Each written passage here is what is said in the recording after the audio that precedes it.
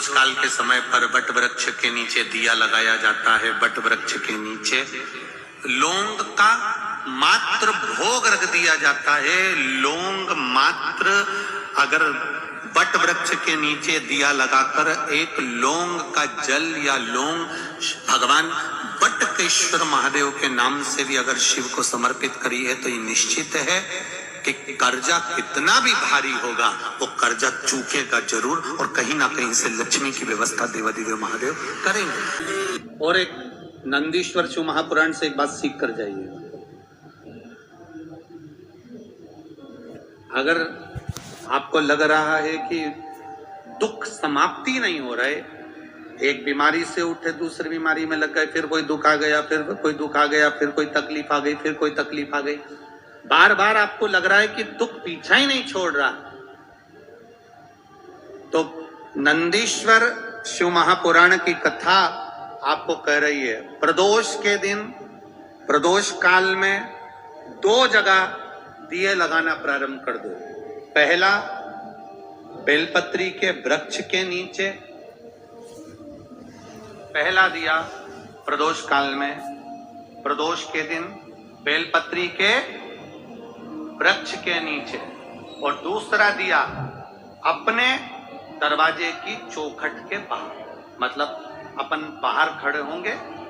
अंदर की ओर दिया नहीं, बाहर की ओर एक दिया बेलपत्र के नीचे देवादिदेव महादेव, हे शिव शंकर, हे गौरी शंकर, हे शिव,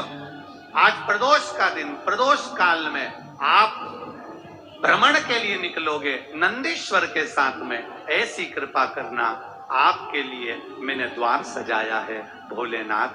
आपकी दृष्टि मेरी चौखट पर भी कर देना, मेरी जिंदगी संवर जाए, इसलिए 2 दिए स्मरण। हाँ, जिस दिए को आप लगाओगे प्रदोष के दिन, प्रदोष काल में, एक दिया बेलपत्री के वृक्ष के नीचे लगाया है, और दूसरा दिया जब आप घर में प्रवेश करोगे तो राइट हैंड पर ही लगाएं। कौन? जिस व्यक्ति पर कर्जा बहुत ज्यादा मात्रा में हो जाता है और कर्जा चूकता नहीं है, आप बहुत प्रयास कर लिए, करोड़ों रुपए का कर्जा हो गया, यहाँ से लिया वहां दिया, वहां से उठाया वहां दिया, वहां से उठाया वहां दिया, तो निवेदन है, कभी मौका लगे कर्जा मुक्ति के लिए सारे वृक्षों में अगर कोई श्रेष्ठ वृक्ष माना गया है तो वो वट का वृक्ष माना गया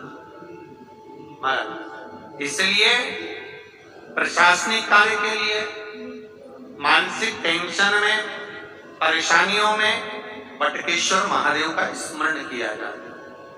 और यदि निवेदन करूंगा बहुत ज्यादा, यदि आपको कर्जा हो गया, बहुत ज्यादा कर्जा हो गया और वो कर्जा चूक ही नहीं रहा, तो थोड़े दिन बड़ के पेड़ के नीचे आप वटकेश्वर महादेव के लिए 1 लोटा पानी, उसमें थोड़ा सा पिसा हुआ चावल पीस के गला लेना, चावल को और पीस लेना, पीस के उस पानी में मिला लेना, और मिलाकर उसमें थोड़ी सी हल्दी पीसी हुई डालकर वटकेश्वर महादेव के नाम से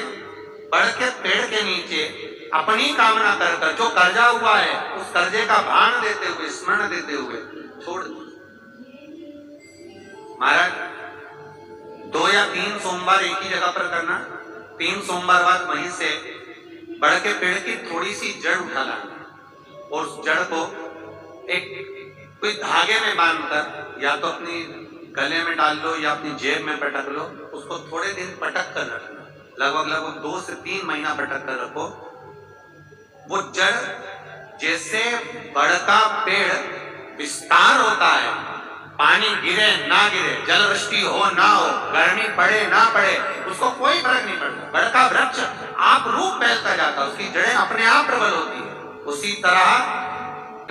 अगर अदालत में भी बात चल रही है और लड़का लड़की का संबंध टूट रहा है, और कोई बेटी चाहती है कि मेरा संबंध ना टूटे, कोई लड़का चाहता है मेरा संबंध ना टूटे, तो स्वभाव बदलने के लिए जहां शिवलिंग रखा रहता है, उसकी जो धारी होती है, जहां शिवलिंग रखा है,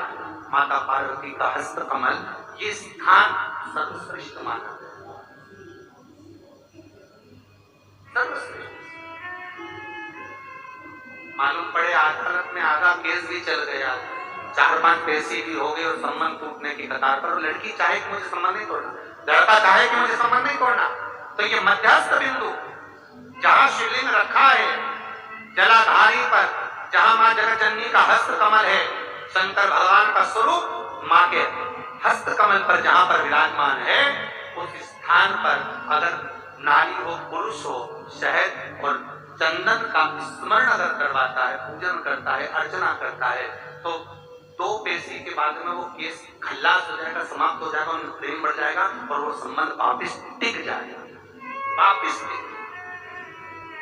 टूटेगा नहीं।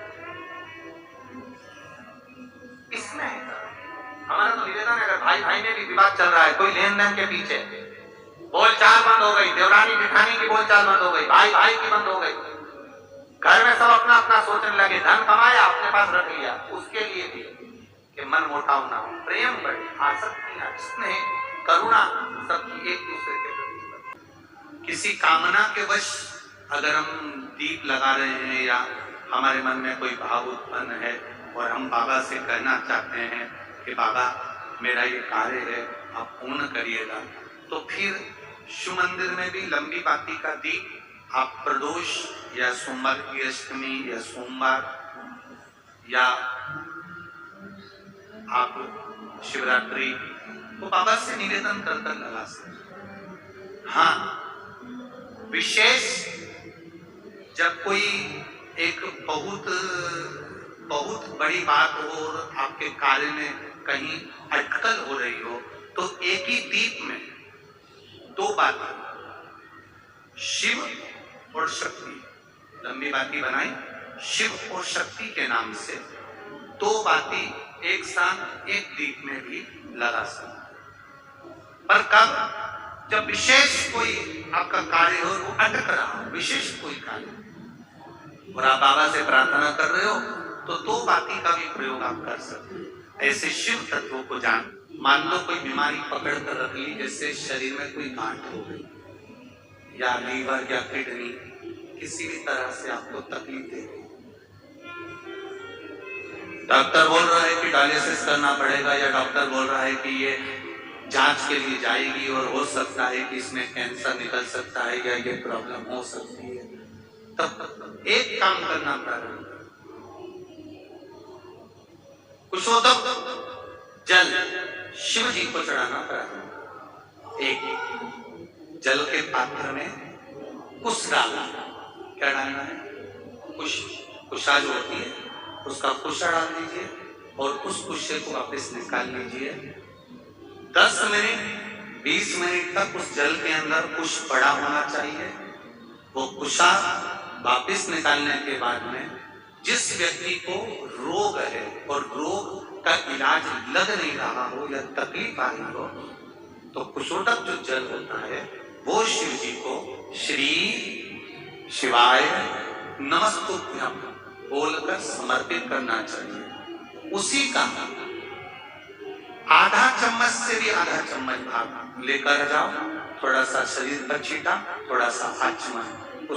उस कुशोदक जल का करना प्रारंभ कर दीजिए। बाबा चाहेगा शरीर ठीक होना प्रारंभ